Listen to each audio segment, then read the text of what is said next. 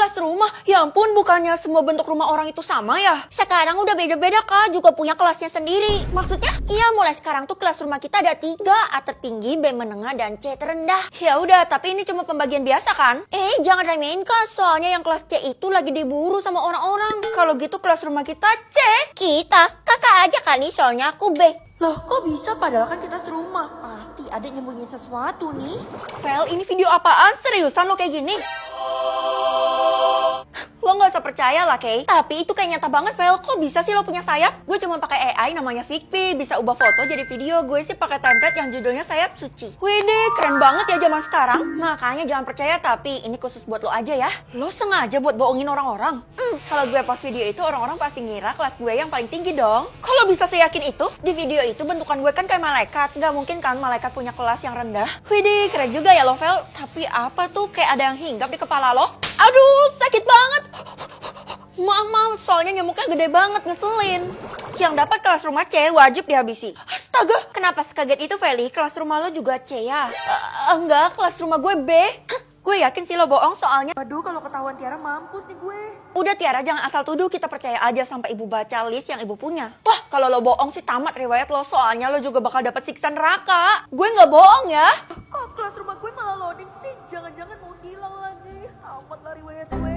Tiara, nanti kita semua ngumpul di rumah kamu kan? Jelas dong, Bu. Kan di kota ini cuma saya yang dapat kelas A yang bisa nampung semua orang. Nggak sabar banget siapin kamar utama buat ibu ya. Kita semua bakal nginep.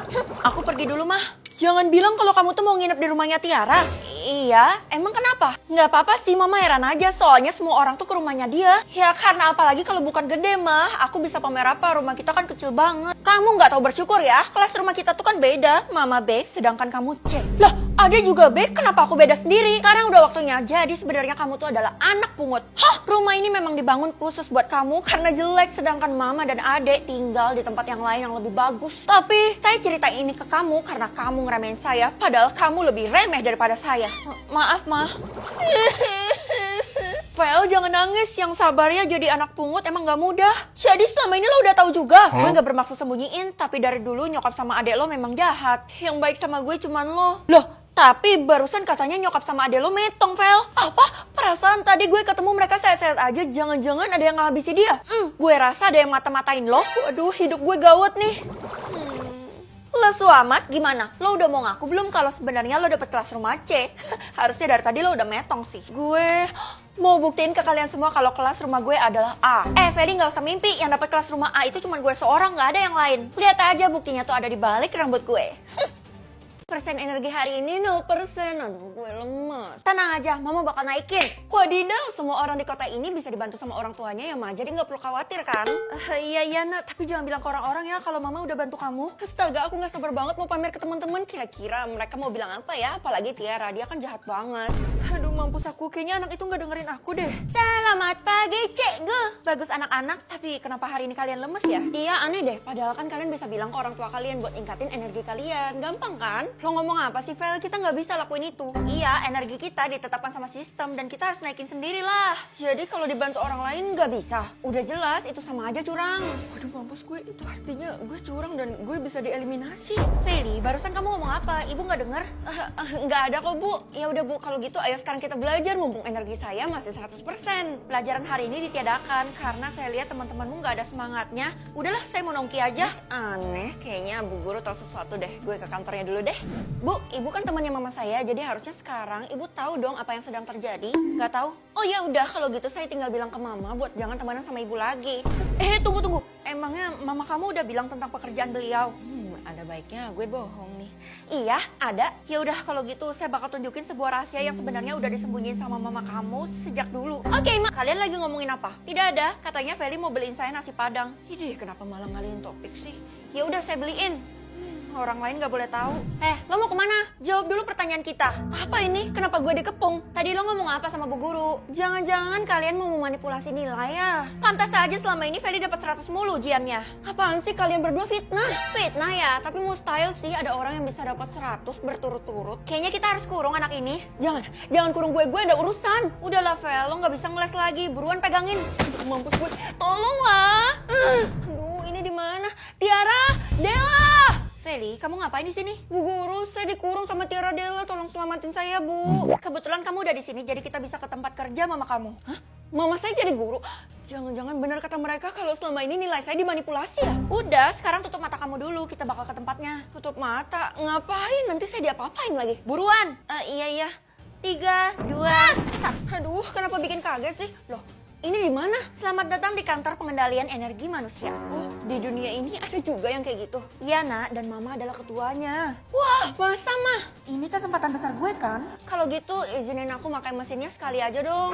Feli, udah nggak apa-apa, biarkan dia merasakan. Nantinya dia juga bakal jadi penerus saya. Baik, Ketua. Feli, kamu harus pergunakan mesin itu dengan baik ya. Bagus, Nak, kamu pintar. Loh, tunggu, Ketua, anakmu ngatur semua energi orang itu. Feli, berhenti. Mampus, habislah sudah. Keberuntungan, ini maksudnya apa, Mah? Itu adalah persentase yang bakal menggambarkan kamu orang yang bawa keberuntungan atau enggak. Oh, aku pasti bawa untung kan, Mah? Feli, nggak usah mimpi lah. Kamu tuh selama ini selalu bawa sial, jadi pasti 0%. Apa? Hah, beneran 0%? Iyalah, doa orang tua kan selalu menembus langit. Mama bener-bener keterlaluan.